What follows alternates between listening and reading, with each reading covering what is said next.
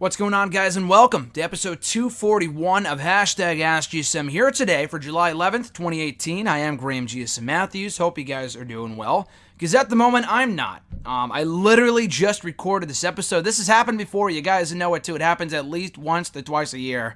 And you would think I would know better by this point, because it's very rare I record the full 45-hour-long episode of Hashtag. And usually I stop and have to restart at certain points, and I kind of cut up the audio. I would usually save. That's what happened before. I cut up the audio, but I didn't save first. Usually I wait until the end. As a result of that, for whatever fucking reason, Audacity crashed on me. So the 45-minute audio I recorded, which I thought came out pretty well, completely erased. Gone forever. So I'm re-recording this right now. And what bothers me about it is that it's going up a lot later than it should. I had to go into work this morning. They didn't need me, so I left after 2 hours. I woke up for nothing after barely getting any sleep last night or the night before. This is the shit that life throws at you, though, so I'm trying to stay positive. And it doesn't really help. I don't have too much time today. I never really have much time, period. But it really pisses me off I got to do this again. But I always enjoy answering your questions. If you guys want to send in questions here to the show, you can tweet me on the Twitter machine at WrestleRant with the hashtag AskGSM. Find me on Facebook, facebook.com/Graham.GSM.Matthews. Leave a question on the post I usually put up on Tuesday nights, if not on the wall itself. And last but certainly not least, drop your question down below on this very video in the comments section. I'll include your question in next week's edition. So, bottom line, I've already answered all these questions in my head before. I'm going to sound like, it's going to feel like deja vu to me. So point being, I have to leave soon as a result of the audio fucking up on me. So I'm going to have to keep this one short, unfortunately, and give abridged answers of your questions. Whereas before I went in full length, I got to do this quickly. Sadly, but shit's got to happen that way for today anyway. First question from Prince5835 from YouTube. Have you noticed a little hypocrisy among WWE fans? Because I've noticed that whenever there's a terrible segment on Raw, they would blame the writers, not the wrestlers, especially the ones that they like. But if it was a wrestler that is most disliked, like Roman Reigns, if he was in the same segment, they would shit all over them.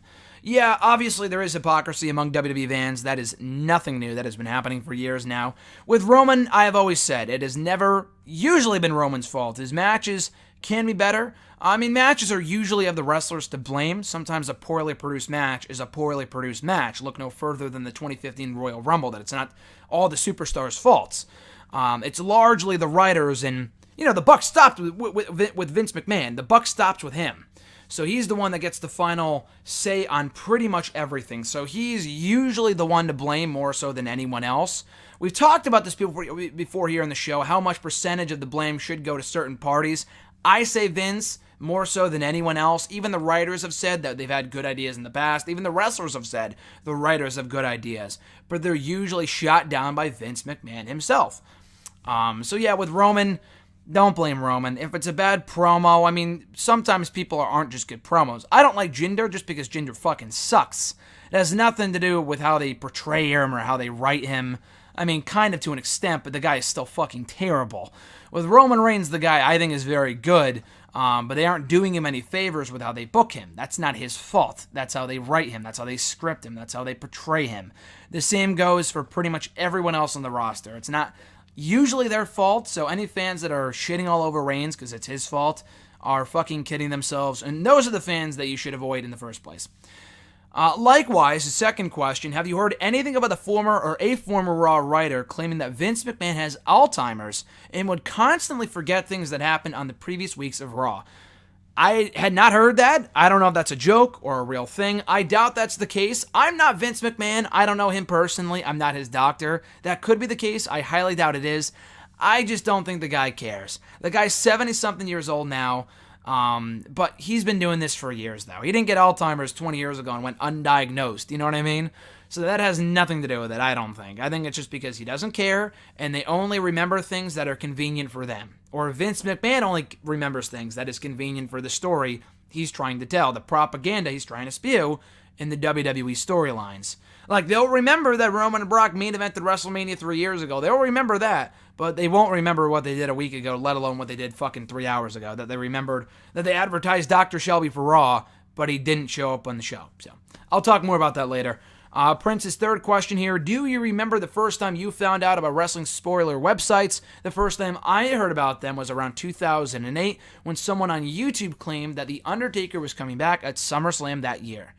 And they ended up being right, sure enough. But yeah, same thing with me. I started watching in April of 08, obviously. As you guys know, I've told the story a million times.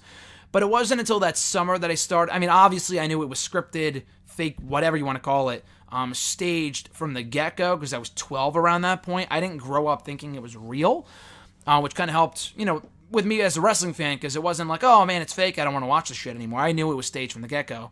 How it was, a kind of a theater for men really was what fascinated me more so than anything. But I would Google literally like every single day for like a month or so, when is William Regal coming back? Because I knew that he got suspended through some website, and I kept literally just Googling, not going to any certain site, but just Googling, when is William Regal coming back to WWE TV? And it would direct me to like message boards about people talking about the same thing. Eventually, I think I landed on pwmania.com. I ended up reading lordsofpain.net a few years later because they got up news first before PW Mania, and the comment section was always great. And then even quicker than them was 411mania.net or .com, whatever. I think it's .com. And they also have movie stuff and TV show stuff and whatever. So that's why I read their news. They're not always right. They have some fishy-ass headlines usually, but I do enjoy reading their news more so than any other website because they have other stuff that I like on there too. But yeah, that was around the time I started reading wrestling news websites, dirt sheets as they have been called in the past, was around that point. I wasn't on the internet, not nearly as much as I am today, of course, but I remember points like in late 08 where I would hear about, like, what, Elijah Burke got fired? When did that happen? And I would look online and found out that the dirt sheets reported about it when I was grounded, and I was not on the internet for a while. I was not using my computer because my mom told me not to, so for bad grades, that was the reason. Anyway, so yeah, that was around the same point with me that I started reading the dirt sheets around the summer of 2008 when I did have the internet. Their next question: would you ever do a playthrough of wrestling video games on this channel if you ever had the time? The key word there is time. As I discussed earlier at the start of the show, I don't have the time. Even if I did, I don't think I would. I think the closest I have come, or probably ever will, to doing wrestling game walkthroughs here on the channel, playthroughs, is the SVR07 content. I didn't even play the games. We just did, I did commentary over them, sometimes with John too. But it was usually just us doing commentary over the matches that we had booked and simulated in SmackDown vs. Raw 07 GM mode. So anyway, yeah, that's usually what I've done. I don't think I'll do that again just because, again, I don't have the time. We don't play SVR07 as much as we used to. We still do. We celebrated 7 years doing GM mode the other day, which is fucking crazy. But anyway, I don't think that is something I will ever do here on the channel. I'll probably just stick to audio and stuff like that. Captain Sunshine from YouTube: pull-apart brawls feel almost like a cheat code to get an exciting segment without doing a lot of work, but the Lashley Reigns segment did not connect for me because of how little work actually went into it. They're still fighting over nothing. They're having a match because Brock Lesnar isn't on the pay-per-view, and that's kind of it. It just seems like two entitled characters with nothing better to do. So now what are the odds that they're the main event of Extreme Rules? Very likely. I'm putting my money on Bobby and Roman headlining the show, which they shouldn't, but I would be shocked if it was anything else. AJ and Rusev should be the main event, and it is the WWE Championship match, God forbid, but then again, they went with AJ Nakamura on the undercard at fucking Backlash and put Joe and Roman on last, even though it sucked. So that's the issue with the booking nowadays of the pay-per-views. They're making the world title seem completely irrelevant and pointless. Brock not being around is a fucking joke. He should have dropped the belt months ago, if not a year ago. Anyway, though, the Lashley Reigns segment I did enjoy personally. We've had good brawls in the past. Taker and Lesnar comes to mind. But yeah, you are right with Lashley and Reigns. It could go either way. The match could be very good, I think. A lot like Batista and John Cena from SummerSlam or 08. And that's kind of what made me like Roman Reigns and John Cena from No Mercy last year. That's what it reminded me of. But anyway, I mean, the build has really been non-existent. I like the brawl just because it was better than anything else they've done up to this point. We'll see how the match is, but I don't know. You are right, though. They are fighting over nothing. That's really what Raw is in a nutshell at the moment. People fighting over fucking nothing, and no one cares as a result, which is why the ratings are in the shitter. But yeah, they are absolutely headlining the show, whether you like it or not. Whether I like it or not either, too. Their second question: I know this is not a new argument, but isn't it funny that WWE's interpretation of Extreme Rules, quote-unquote, is a select number of matches with additional rules. The advertisement is all about no rules, yet this year we've got one Extreme Rules match on the Extreme Rules pay-per-view, and then an Iron Man match, which, depending on circumstance, is just multiple normal matches crammed together or a match with a mere time limit, and a tables match, which contains one sole objective to win, and then a cage match, where you can win by pinfall or submission like a normal match, but also by going through a door, which is extra. That's not even getting into situations like, will Drew McIntyre be banned from ringside for the match on the show without any rules? Or, what will Ronda Rousey do when she's forced to buy a ticket and sit in on the front row for a match where there are no rules, and she could just hop the rail and start punching people and it would be illegal? I've talked about this before. The Extreme Rules pay-per-view is fucking pointless. When you have B-level pay-per-views that are more extreme than Extreme Rules, then you got to get rid of it. I would say, you should do ladder matches, you should do this, you should do that. But the point is, you can't do that as long as you have a TLC pay-per-view. It doesn't make any sense. I mean, I think they might get rid of that too, but we just had a Money in the Bank pay-per-view last month. Why would we have an Extreme Rules pay-per-view where there's a ladder match when we literally just saw two better ones last month? That's the issue they run into these goddamn theme shows. I didn't really mind it as much. I would say get rid of TLC, get rid of Hell in a Cell. I didn't really mind it as much a couple years ago because Extreme Rules was a consistently entertaining show. But it got to a point where, okay, these shows contain more regular matches than Extreme Rules matches. What the fuck is the point of this show? If it's the feud is just starting, why would it have Extreme Rules? Okay, then don't book a fucking Extreme Rules pay-per-view. It makes absolutely no sense. And this year is no exception. I am not excited for this event at all on paper. It could have potential. It needs to deliver. I mean, again, the build to Money in the Bank sucked. I thought the show was really good. I was there. Wasn't the greatest pay-per-view I've ever seen, but it was better than I had any right to be considering how dull the build was. Extreme Rules could be a similar case, or it could fucking flop like Backlash did. And hopefully the TV and the Raw the episodes of Raw and SmackDown in the weeks that follow are better. But yeah, it's just a complete waste. They really should just move on. Quick question, also from Captain Sunshine. What happened to Dr. Shelby? Did they bring that dude on last week's show and trademark his name just so he couldn't call himself that in cute YouTube videos later? I guess so. That's definitely a possibility because they were advertising Dr. Shelby for this week's Raw at one point. I know they advertised him last week. They advertised him in a fucking YouTube video on the WWE YouTube channel hours before the show on their 5 things you must know before Raw tonight. Well, apparently I didn't need to know that because he wasn't on the show. Now, he should never, granted, he should have never been on the show to begin with. At least not in the role that they were using him for with Banks and Bayley. And it's not like, those segments got such a bad reaction, remove Dr. Shelby. They did the fucking counseling anyway, without him. So what was even the point? I'd rather see him get involved with Team Hell No again, or Braun Strowman and Kevin Owens.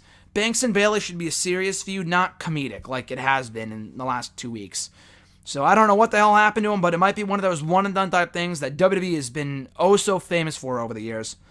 Their next question, between the flimsy pull-apart, characters who will be fired if they don't go to therapy, a children's song parody, and jokes about having sex with animals, are we not on 99% sure that Vince McMahon turned in a first draft of Raw that he wrote all by himself? He just needed the overrun to be whatever celebrity was available, telling the revival that their breath smells bad for a full 100% confirmation. Yeah, Raw this week sucked. I thought the opening was good with the brawl. I know you said you didn't like the brawl. I liked the brawl. The main event I thought was very, very good between Rollins and Ziggler. Everything else in between was just kind of there and did really not much at all to get me more excited for Extreme Rules than I was before. But yeah, the writing of Raw recently has the Vince McMahon stamp of approval all over it. Between the fucking sheep jokes, the stuff with Roman and Bobby, you're not an accomplished MMA fighter despite the fact that you're 16-2. No sense. The Baron Corbin song that he sang before the tag team match this week was terrible too, and not in a heat-seeking way. It was just bad. So yeah, that was absolutely not the Kevin Owens show or the WWE Raw show this week. It was the Vince McMahon show. Absolutely. Brandon A. from YouTube, top 3 matches of the week. I'm going to give you one from each promotion. One from WWE, one from Impact, and one from Ring of Honor. I didn't watch the G1 special over the weekend. I know they had Cody and Kenny Omega, which was great. A Young Bucks tag team title event, which was great, and a few other matches. I didn't see the show. I saw merely highlights, so I can't include those matches. So I'm going purely off of what I saw. Rollins and McIntyre from the main event of Raw this week, which I thought was great. From Impact, Rich Swann and Phoenix, which was awesome from last Thursday's show. And in the main event of this week's Ring of Honor TV episode, Cody versus Titan. I saw that live at the Ring of Honor NYC TV taping I went to about a month ago. A very good match. I thought Matt Taven versus Ultimo Guerrero last week was better, but this was also a pretty good match too. His next question / observation, whatever. Since we are heading into the G1 Climax, I thought this would be a good time for more New Japan info for you. I know you understand the G1 format and that the winner gets the title shot at Wrestle Kingdom, but here is another major purpose that it serves. It sets up many challengers for title shots. Kenny Omega, as well as all the other heavyweight mid-card champions, will participate in the G1, minus Jericho, but the IC champ usually always wrestles in the G1. Since all the champs wrestle, they will suffer losses. Nobody ever goes undefeated in the G1. Anybody that ends up getting a win over a champion ends up getting a title shot at some point during one of their fall shows, such as Destruction, King of Pro Wrestling, or Power Struggle. This is why wrestlers such as Hangman Page, Michael Elgin, Sonata, etc., who realistically will not win the G1 are very important, because they are very likely to get big upset wins and beat at least one champion at some point during the tournament. Also, the G1 winner can lose their Wrestle Kingdom contract because they also have to defend the contract a few times during the fall as well. The G1 ends up being so important because it directly influences everything from July to January. I asked this question around the same time last year. What would be your 20 competitors to participate in a WWE 2018 G1 Climax?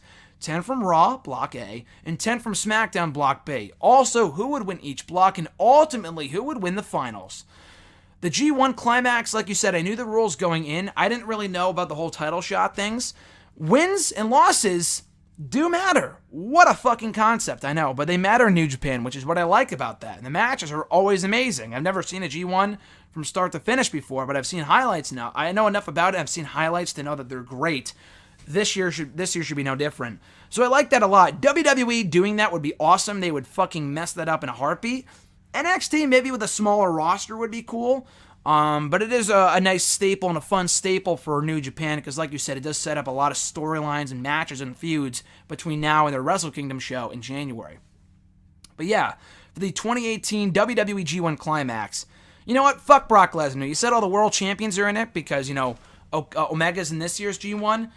Fuck it. Like, Lesnar's never on TV. Jericho's hardly New Japan. He won't be in it, so fuck Brock Lesnar. He's not in the Raw one. So for Raw, I got Kevin Owens, Seth Rollins, Dolph Ziggler, Finn Balor, Roman Reigns, Bobby Lashley, Braun Strowman, Baron Corbin, Bobby Roode, and Elias. All the top players from the show. Not including those that are injured. Like, I won't include Elias. Or, not Elias. Dean Ambrose, for example. From SmackDown, AJ Styles, the current WWE champion. United States champion Jeff Hardy. Shinsuke Nakamura, Andrade Cien Almas, The Miz, Samoa Joe, Daniel Bryan, Cesaro, Rusev, Big E. And that's it. So that would be my G1. Who would win each block? Raw, Rollins, SmackDown, Bryan. Rollins, Bryan. Who would I have win the whole thing and go on to Wrestle Kingdom? Seth Rollins. Rollins versus the WWE World Champion Brock would be great. Even better, versus the IWGP Champion Kenny Omega. Fucking take my money right now. That'd be amazing. Muhammad D from Facebook. With Brock Lesnar's surprise appearance at UFC 226 and wanting to challenge Daniel Cormier for the undisputed heavyweight title, do you foresee Brock holding both the UFC heavyweight and WWE Universal titles at the same time? Do you think the UFC and the WWE would give a green light to this? Absolutely not. WWE maybe. UFC, absolutely not. Well, first of all, they don't fix their fights, as far as we know. They're not going to just give the UFC title to Brock Lesnar to make it cool. Like, they don't give a shit. He didn't bring the belt to the UFC pay-per-view. I would be shocked if they even recognized him as the Universal Champion when he was on the pay-per-view. Because it's not a real sport. It's not. So why the fuck would you, he's the world champion in WWE when we have a real sport over here? Like, that makes no sense. I think it would be cool with Brock, though. Imagine if they had him hold the belt until the January pay-per-view, where he could possibly win the belt, not confirmed, and he loses, and we wasted all this time for nothing on him as Universal Champion. Could you fucking imagine? I hope that doesn't happen. I don't think it'll happen. It won't happen. Brock will very, very likely drop the belt before then at SummerSlam. But yeah, what does UFC gain out of that? WWE might gain something, but even then, he's not going on UFC with the little red belt anyway. Like the little red toy belt regardless. So WWE doesn't really gain much from that. Neither does UFC. because he wouldn't be bringing that belt on to Raw. And the thing that bothered me with the whole UFC appearance, not the fact that it happened, but it's like, the top guy on Raw, your fucking world champion, shows up in another promotion, which you mention on your website, all over social media, but you don't bring up on Raw, your flagship show. Okay, if you don't want to fucking show the guy because he's sitting home hunting and watching TV on his couch, then who gives a shit? But you know what? Put the guy on the fucking show, at least by saying that he went to UFC 226, and they're telling this whole story right now that he doesn't want to be in the WWE. So does that not play into what the story they're telling right now, that he might be leaving at some point to explore other endeavors in the UFC? Like, they're going to bring up, oh, Brock Lesnar won. He won at UFC, whatever the fuck it is, by beating Daniel Cormier to become champion, blah, blah, blah. They'd bring up that in a heartbeat and mention it relentlessly on TV. Another Universal Champion, God forbid if he's still champion by then, won the UFC title. But they won't mention anything about it before then? Like, that seems really strange to me. If they really want more eyes in their product, they would do that. But again, UFC gains nothing from having their champion on Raw. They don't give a shit. More people, I think, watch UFC than WWE anyway. WWE might have a bigger fan base. Worldwide appeal, I'd give the UFC. I mean, it's really just a tough debate. But their ratings, what? Have their UFC title bout show up on Raw after its lowest rating ever? Like, they don't give a fuck. They don't give a fuck at all. So I don't think that's going to happen. Cormier is not showing up on Raw. He is a wrestling fan, which is cool, but I don't see him showing up on Raw and all that other shit. So I think that'd be a cool idea in theory, but it's not going to actually happen. His second question, what are your thoughts on the Firing Club that debuted at the New Japan Pro Wrestling G1 special, where the Samoan contingency, aka the Bullet Club OG, turned on the Golden Elite, aka the current Bullet Club? Do you expect them to make an impact in New Japan, and do you see them holding the major titles in the future? Maybe, I'm not sure, but I thought it was a cool angle. Again, I didn't see it live. I just saw the fallout on Twitter the next morning, which is super cool. I think it's awesome.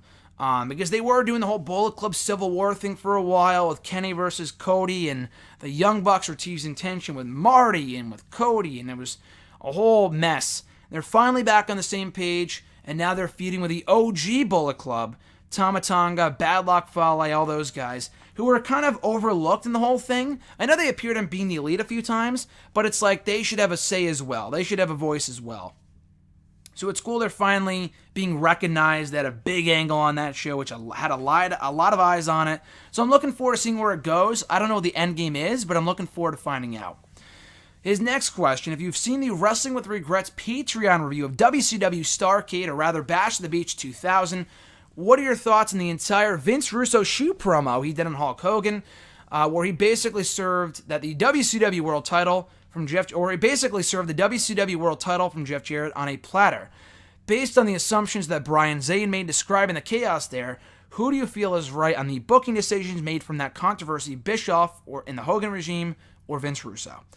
I have not seen his review of the show. I know enough about the incident to know that it was fucking stupid all around. For the pure fact that Vince Russo should not have been on WCW TV to begin with, I gotta go with Bischoff and Hogan. If Bischoff, if he didn't want to win the belt from Jeff or whatever the fuck the reasoning was, I forgot all about it. I did read the Death of WCW book so many years ago, like 8 years ago. So I'm sure I knew more about it at one point, but I just forgot. But if they didn't want to do that, there are better ways of going about that than fucking over your pay-per-view audience who paid money to see a match that didn't actually really happen technically. And then you have Vince Russo on there wasting time by cutting a shoe promo that no one, like anyone in the audience, could give two shits about. It was more of a mess and an embarrassment, moreover, than anything else.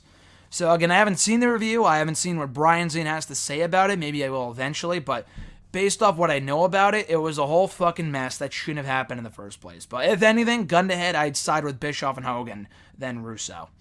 Mark S. from Facebook, which title do you see being in the most danger of changing hands at Extreme Rules? I don't see a lot of title changes happening, but if I had to pick just one, probably the U.S. Championship. Nakamura has lost so much on pay-per-view this year that he's got to get a bone at some point. They got to throw him a bone eventually. So Hardy's not doing a hell of a whole lot with that championship right now. You might as well give it to Nakamura. His second question, which belt would you be most interested in seeing for the NXT Championship? The singles belt between Tommaso Ciampa and Aleister Black, or the triple threat involving Johnny Gargano? Definitely the three-way. Black and Ciampa should be great on that upcoming episode of NXT. And I've said before, Gargano should be the one to beat Black for the belt. I mean, Ciampa would be cool too, but the feud really should, if they're going to continue into Brooklyn, it really should end there. And I think a three-way would be perfect. And they could do a rematch down the road maybe. But I think Gargano beating Ciampa, forcing him to tap out to win the championship too, would be fucking awesome. Black wouldn't have to be pinned. I think it would be great. So I would go with the three-way, but Black and Ciampa should be great as well on that upcoming episode of NXT TV. If you got free tickets to any WWE event, pay-per-view, show, NXT network special, whatever, over the calendar year, which would you pick? Definitely WrestleMania, no questions asked. It would absolutely be WrestleMania. And it's going to be in my neck of the woods anyway. The New Jersey, and I'm mixing up my states here, New York, New Jersey region next year regardless, I'm going. Just to get free tickets would be awesome. I'm not paying money, not spending money on a plane ticket because it's right there. We'll just drive or take a train or something.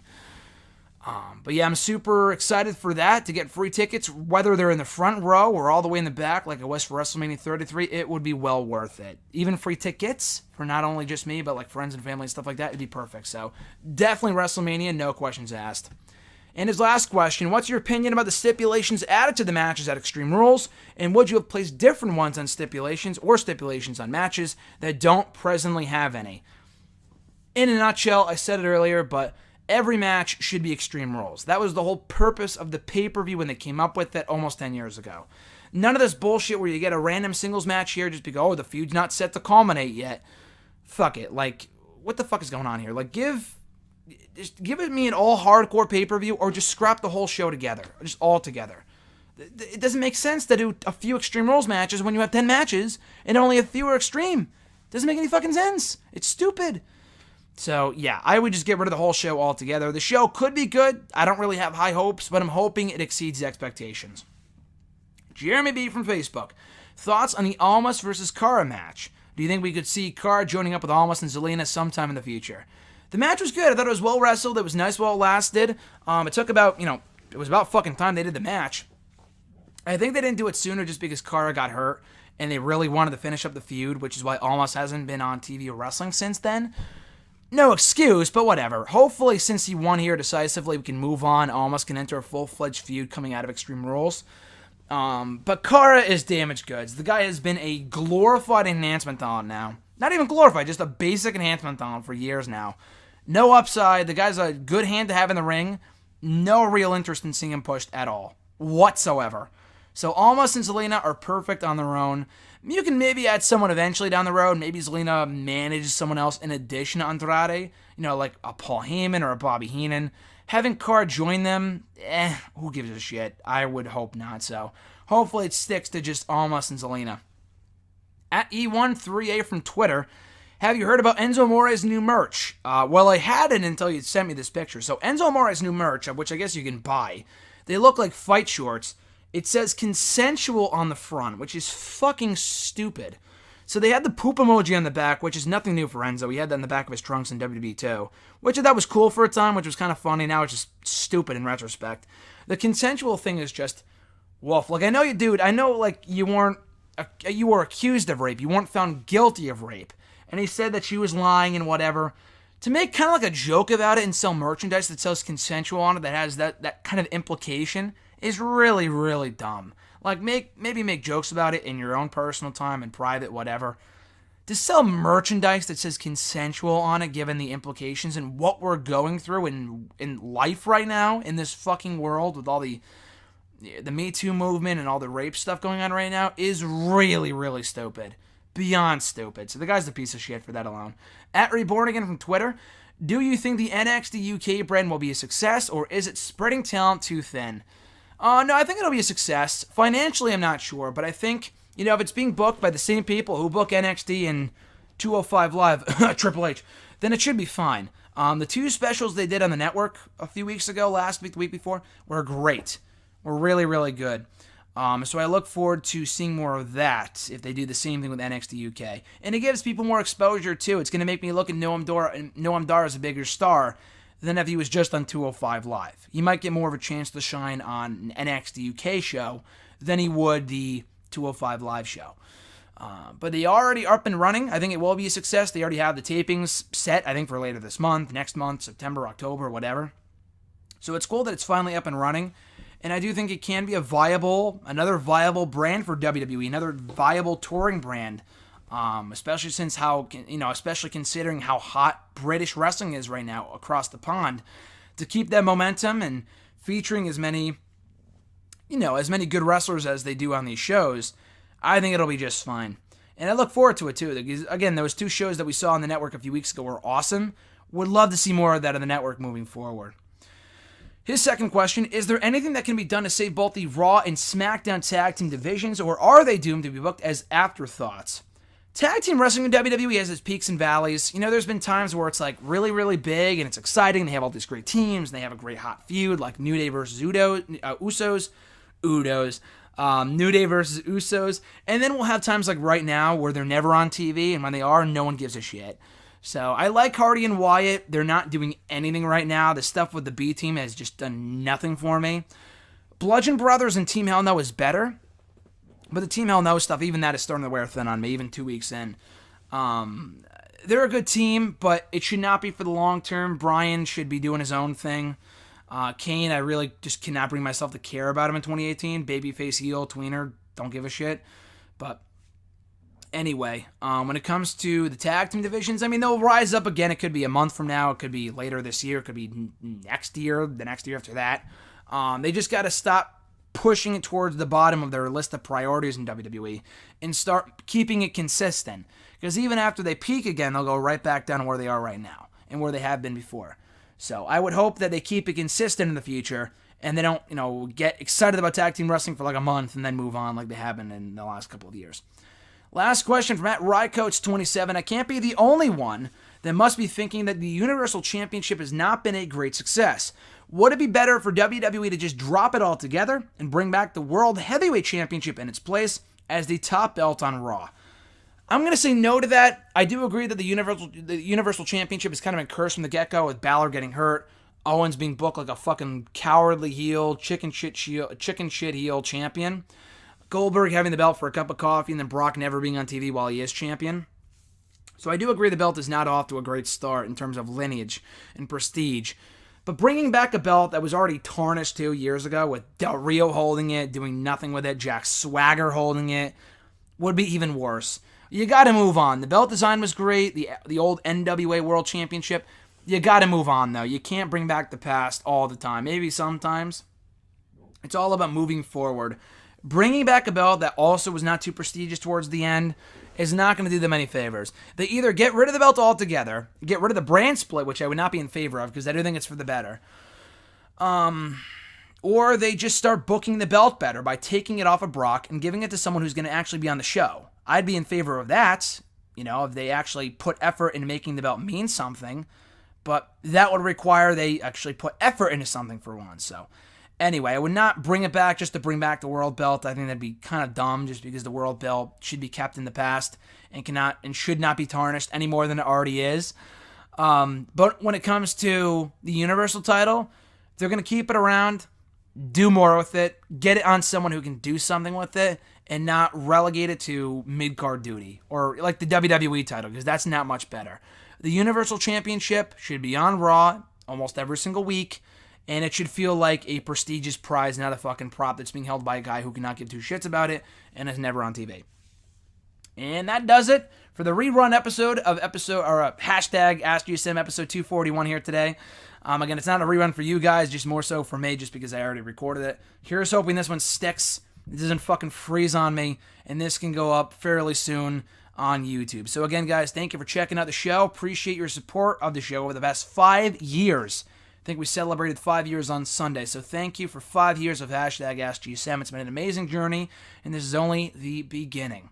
Be sure to like the video, drop a comment, share the video, and subscribe to the channel for more near-daily content. If you want to send in a question to the show, tweet me on the Twitter machine at WrestleRant with the hashtag AskGSM. Find me on Facebook at facebook.com/Graham.gsm.Matthews.